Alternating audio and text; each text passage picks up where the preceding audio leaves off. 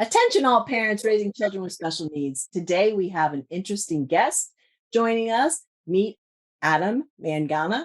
He's an educational technology leader from Florida, and he's the Chief Innovation Officer and co-founder of Optima Ed. And he's here today to share with us about how virtual reality is revolutionizing K through 12 education for students like ours. So very exciting. Optima Academy Online, OAO, is the world's first virtual reality charter school. And through the exciting intersection of technology and education, OAO is changing how students learn.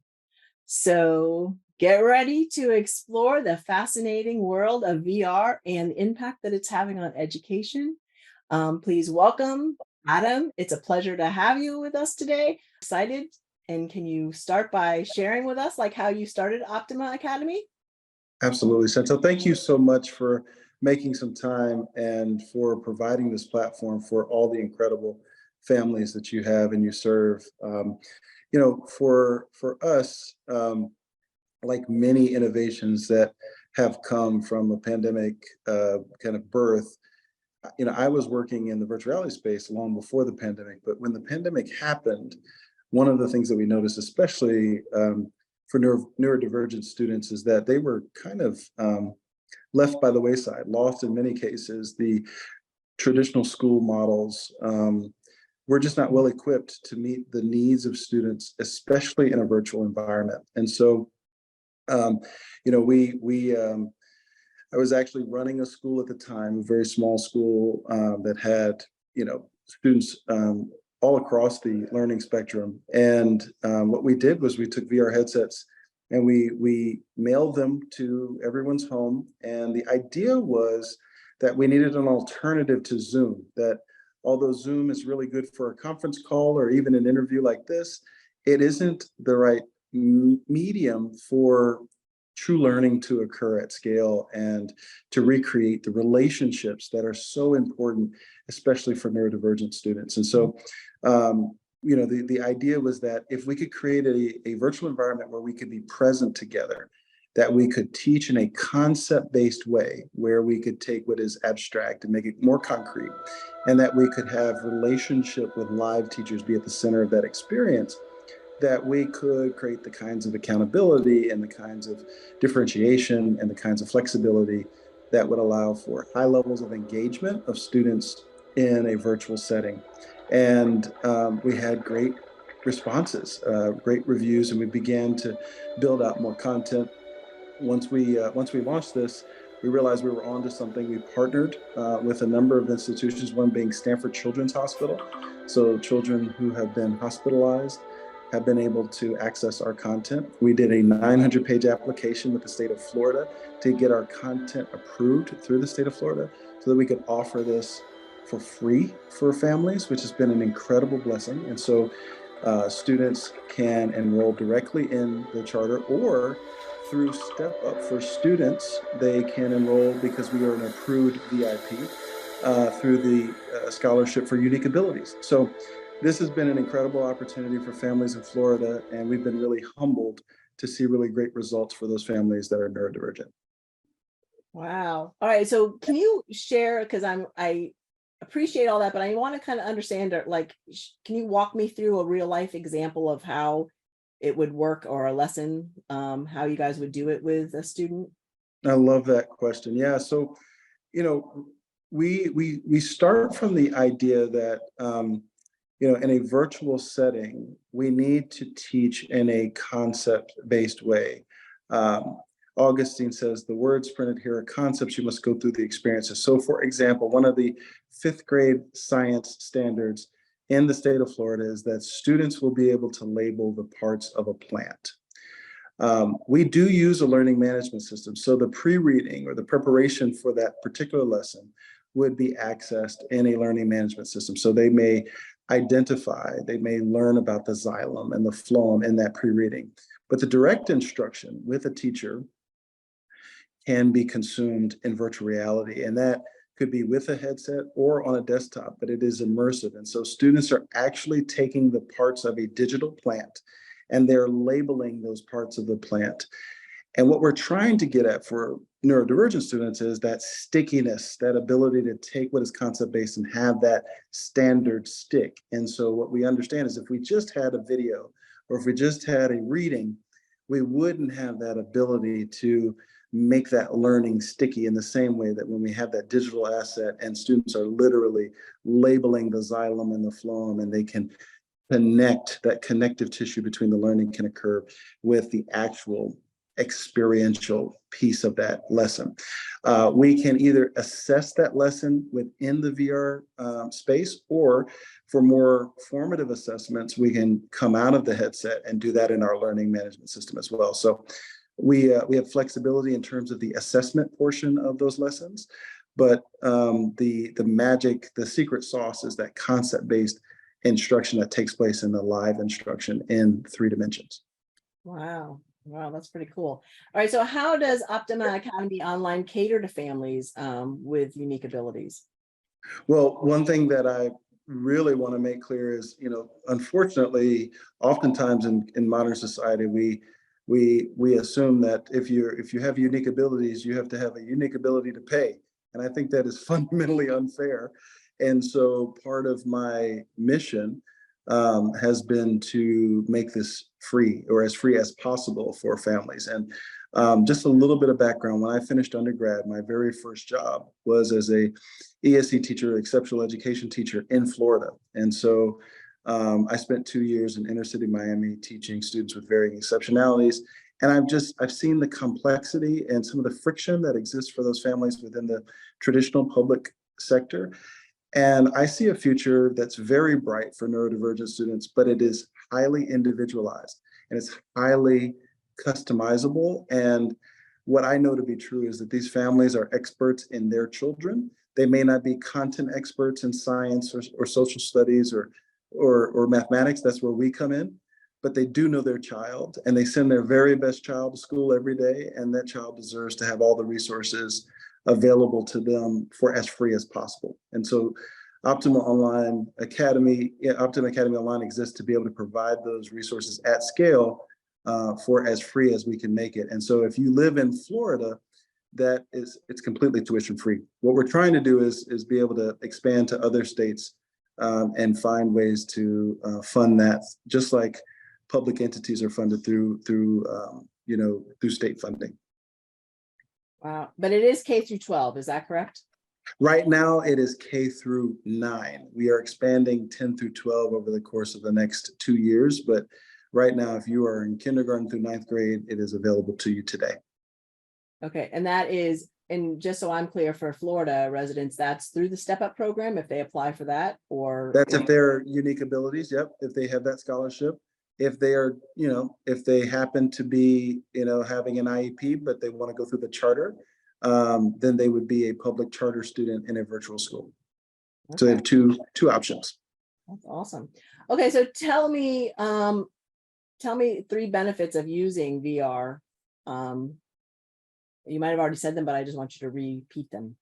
Oh, absolutely. I think, especially for the unique learners. Yeah, that's exactly right. So you and I both agree that unique learners deserve a world-class education. Augustine says, the world is a novel. If you stay in one place, you've only read one chapter. Think about the ability for a student with unique abilities to travel across the world or back in time or to the space station to be able to learn about space all from the comfort of their home. To remove the friction of having to travel across time and space to be able to experience really world-class learning experiences. That's a very powerful advantage. I think the second piece, what we've done that makes our content unique, is we have the ability to deliver live instruction in a social VR platform. So many VR experiences are asynchronous, and there are some families for whom those experiences are the very best because they want ultimate flexibility. So they want animated lessons that they can consume at any time and any space, and those are asynchronous. But for those who want to learn in community, we actually are the only social VR platform. So we can conduct courses with small groups or even with 25 students in a classroom in that VR experience. And so it's almost like Magic School Bus. They can be learning together. And what we know to be true about learning is that there are real benefits to social learning. So having that feature as part of our approach, I think really benefits students with unique abilities. Lastly, I think what I hit on with the concept-based philosophy, I mentioned earlier, Augustine said the words printed here are concepts. You must go through the experiences to add a layer of experiential learning to the mix so that what is a more abstract concept, as we get into the upper grade levels. I mentioned the fifth grade standard, but as we get into the upper grade levels, a concept that would be an algebra 2 concept for our kind of gifted students or twice exceptional students, maybe they're on the spectrum, a concept like related rates, for example, in calculus, where they could, and we've built an experience where students can actually go around a racetrack and they can see those related rates, see the car moving closer to them. So they have a much more conceptual view of that equation than just reading about it or seeing numbers and letters on a piece of paper.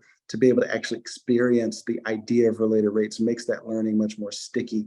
There are great examples of that in science and in history and in mathematics and even in language. So in our ELA courses, to be able to actually walk into the scene of a book that you're reading, a great book that you're reading, and to be able to look at the perspective of a particular character in that time period that they were operating really brings home the learning.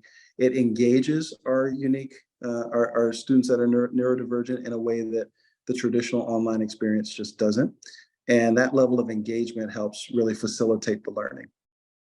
And so do you have, so like, what if you have, I'm going to ask this, let me be careful with how I say it, but what if you, it sounds like more high functioning, but what if you have lower functioning? Is that anything that would still work? That Yeah. you do? Yes. So all of our courses are Cognia accredited, and this is a program at its core that is built for students who have aspirations, even if they're neurodivergent, to go to college. So it's a college preparatory coursework.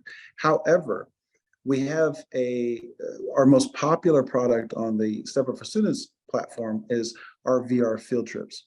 These are snippets of our most engaging lessons that we've turned into field trips. And so for our lower range, lower functioning students who are, I would say, educably mentally handicapped to, students who may have varying exceptionalities, these kinds of students really love the VR field trips. They don't have, assessments or a ton of, there's really good learning that takes place, but without the kind of deliverables that we might ask within a college preparatory coursework. Now, are those free? Can I take them if I want? Can I go on the field trip? Well, that's the best thing. Now, if you happen to have the Step Up for Students scholarship, you can use that scholarship to access those field trips through the Step Up for Student portal. So any of those students with unique abilities, if that would be something that they want to do as an enrichment for their child, they have, in a great state like Florida, they have the ability to go to the portal if they are a scholarship recipient and access that. The charter itself, the school of record is an accredited school. So that really, they wouldn't be doing homework assignments and they wouldn't be taking tests.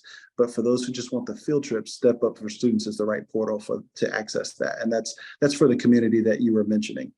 Yeah, but that's fabulous. There's a lot of little schools popping up where tutoring, that might be nice to kind of, you access that. At least it gets the word out about your program, right? That's exactly right. And I'm so glad you mentioned it. Right now, there are 46,000 students that are on that platform in Florida. And we just launched this past December, and we already have 500 students accessing our field trips with really no marketing. And all we're doing is using the reviews from that to continue to have people sign up. And the families have been absolutely thrilled with those VR field trips, to your point, because maybe they don't want to have them taking tests or doing homework. They just want the enrichment experience. And it brings the child a lot of joy. There's a high level of engagement. And as Augustine says, they can experience the world. Right. And at least it's a step, right? It's Just a like step. step up, it's a step. And you don't know where that step's going to take them next. So that's awesome. Amen. So all right, any drawbacks to, I know this is, but you have to think like any drawbacks faced with using VR. Yeah, with any technology, right? Socrates was skeptical of books. He thought men would lose their memories. They'd no longer be great orators. With any technology, we have to be really good stewards of the use of that technology. I think one of the things, so I raise my children on a farm. One of the things that I'm really critical of is just the amount of screen time with anything. One of the things that I've been really happy with the online school and VR is because there's some inherent friction built into the headset, meaning, it's not as you're putting a headset on your head.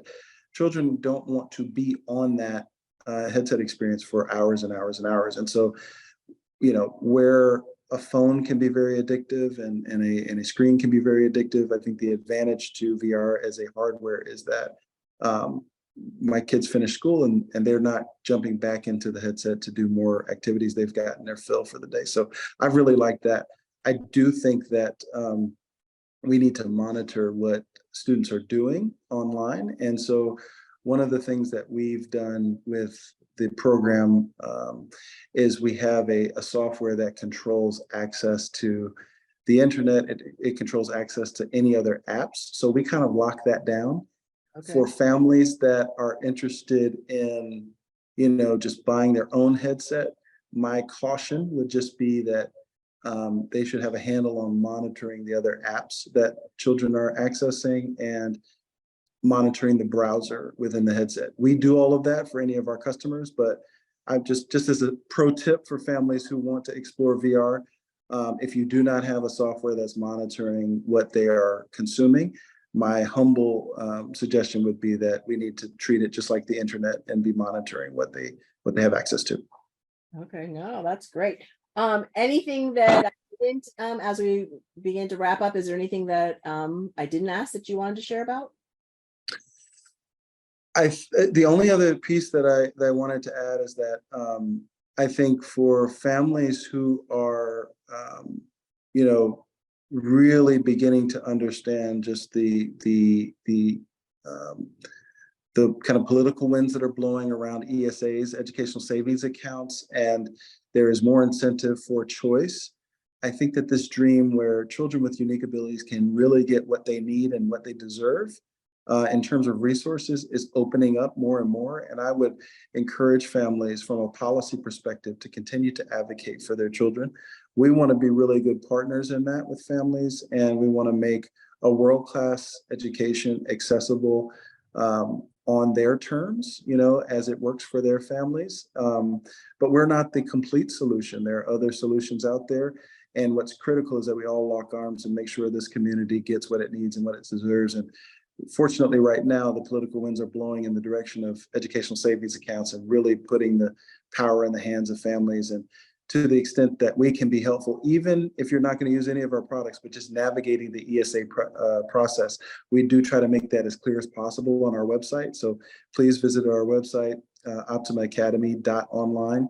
And if you need help kind of navigating the ESA process, we would be happy. If you reached out to our admissions office, we'd be happy to walk you through that as well. Wow, that's fantastic. Well, I can't thank you enough, Adam, for sharing with us your expertise today on this and for starting this school. How awesome. And I'm going to share with a couple of schools I know about the tours, because I think that would be fantastic too. Even though they might not be ready for the actual program, they can at least share that. Interesting to see how it helps our students learn. So thank you so much for sharing. Thank you so much for your time. And for those of you that are with us today, thank you for being with us today. And in case no one has told you today, you are doing a great job. Be good to you, and we'll talk to you soon. Bye.